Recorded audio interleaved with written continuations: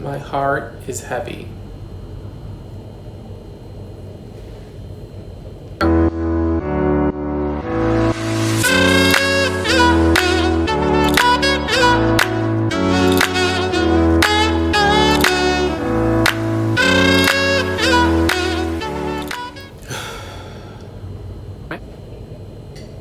Alright guys, welcome back to my YouTube channel.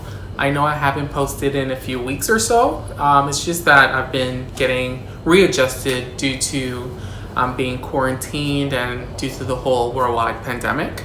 But I saw it fit to come back to you guys and just to basically express how I'm feeling based on all of the race relations that are going on within this world and particularly in America right now. So I know this video might be a heavy or a tough conversation or topic to talk about, but I think it's very important to express how we feel and how we can deal or cope or handle our emotions in the best way possible.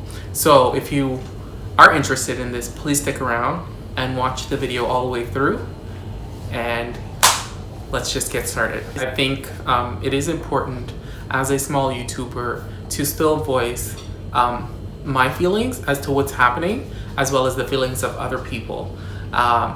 Particularly, I'm talking about the race relations or the killing of Black people in America. And allegedly, I want to use that term loosely, but it does seem as though that Black people are still being targeted, racially profiled, and stereotyped. And I just wanted to talk about that. And I'm really in particular talking about George Floyd.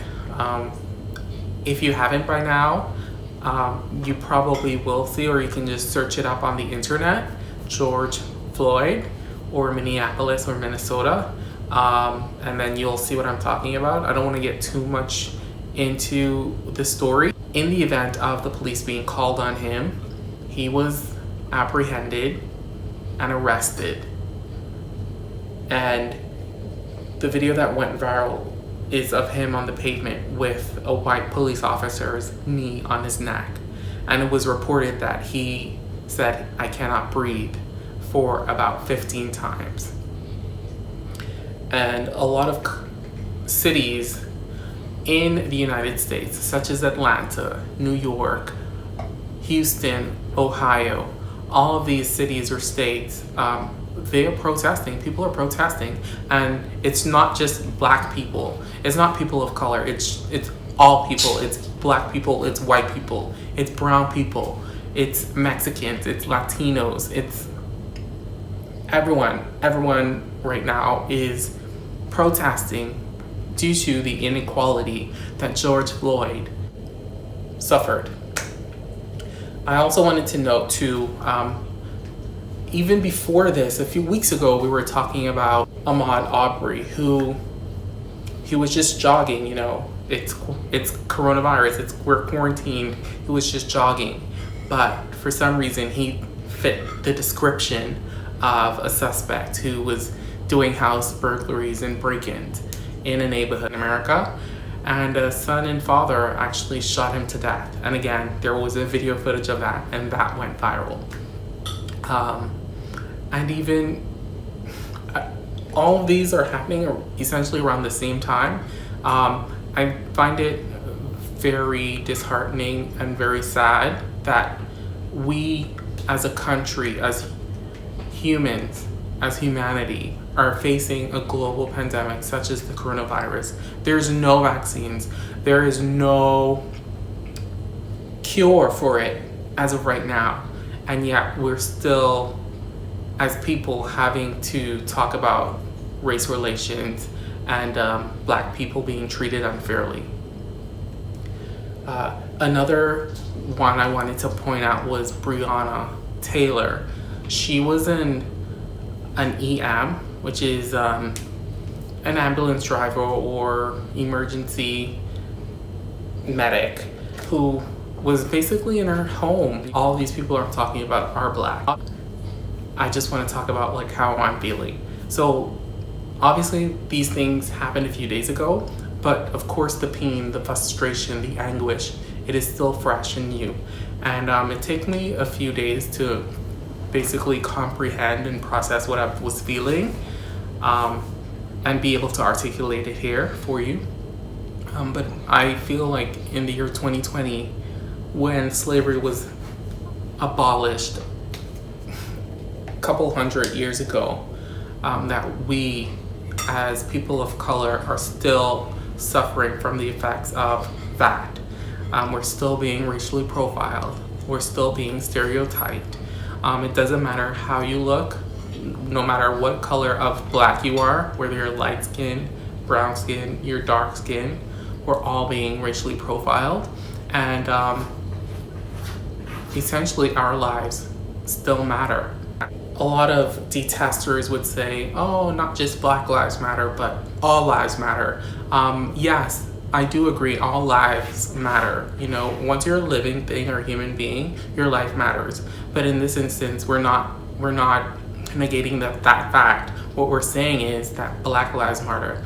This is a specific instance because it seems as though we are being targeted, and that's why we're saying Black Lives Matter. And the debate shouldn't be about Black Lives Matter versus white lives matter or brown lives matter. The issue at hand is Black lives do matter, and it is very, very, very sad to see that we as a people, as a country, speaking for the United States of America and Canada and my home country and all of the countries around the world, this is not world peace. If anything, this takes us further away from that. For those in law enforcement, because I have been a part of it somewhat, I do know that it is a very tough and hard job to do on a daily basis, and I tip my hats off to all those people who are in law enforcement. And I know that not all cops are bad cops, but it just seems as though more often than not, the bad ones will make the good ones look bad. I think that's what everyone's looking at, and I think, as you can see, all the protests that are happening in these states that I mentioned, people are fed up, tired of every few years or every few months, you know, a person of color, their lives are being lost senselessly due to, you know, a suspicion or an allegation by non-people of color. It's very upsetting, and personally, I've had to deal with my own racism or stereotypes of people of color, because I'm like 6 foot, I'm 200 plus pounds. People are threatened by that, and we have seen that for whatever reason, and history says this, people have been fearful of black people for whatever reason. I don't know, because if you look at slavery, at history, traditionally we were the ones who have been dealt the bad hand. Whenever we try to succeed, it seems as though the system of oppression, the system of injustice, the system of discrimination, the system of privilege, the system of prejudice, it doesn't work for us. Even sometimes the justice system. And I think this is why we are protesting. People are protesting. Again, not just people of color, but white people as well, allies as well, are protesting, because enough is enough. Like, how much longer should a person lose their life? Forget whatever color they are. Why is it that someone, a living person who bleeds the same color blood that you do, red, why is this person losing their life? Whereas if it was a different situation, but now George Floyd, Breonna Taylor, Ahmaud Arbery, these people can't even get a fair trial or a fair go in the justice system. Enough is enough. Like, automatically as a person of color, you're automatically assumed guilty until proven innocent, whereas it shouldn't be that way. It really shouldn't. And it really sucks. And I think too, I'm in Canada, so recently, a few days ago actually, it's been reported allegedly that police threw a black woman off of a balcony on the 27th floor. And 10 minutes after, a witness actually, he was on his balcony and he saw how this lady fell to her death. She was only 29 years old. It sucks. I can't find the right words to describe how I'm feeling right now or the whole entire situation regarding race relations, but it sucks. I do know, however, the way forward is not to just speak amongst ourselves anymore, amongst our communities anymore. I think what we need to do now in order to continue to bring about change is to talk to people outside of our community, talk to our allies, and as much people of color, white, black, red, yellow, tan, in between, no matter who you are, I feel like it should be a topic of discussion for all people, for all ethnicities, for all races, simply because it just doesn't affect the black community. It is affecting other people, and we can see it by way of social media. So I definitely think that as long as we continue to have black voices heard, as well as other voices heard in the form of allies, I think ultimately we can get to a point where we aren't experiencing these things and we don't have to protest, or there aren't protests and people aren't being angered or upset. But I must say that I am skeptical of that.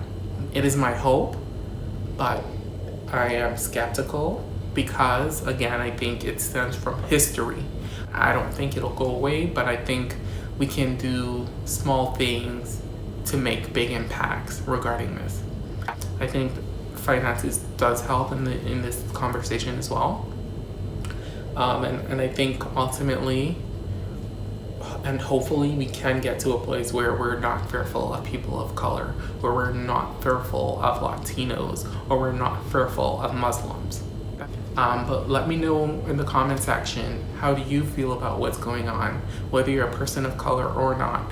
I think this is where it starts. It starts with a discussion. So if you like this video, thanks for watching. Please like, subscribe, and share. And you can also even comment and click the notification bell for more videos. And that's all I have for right now.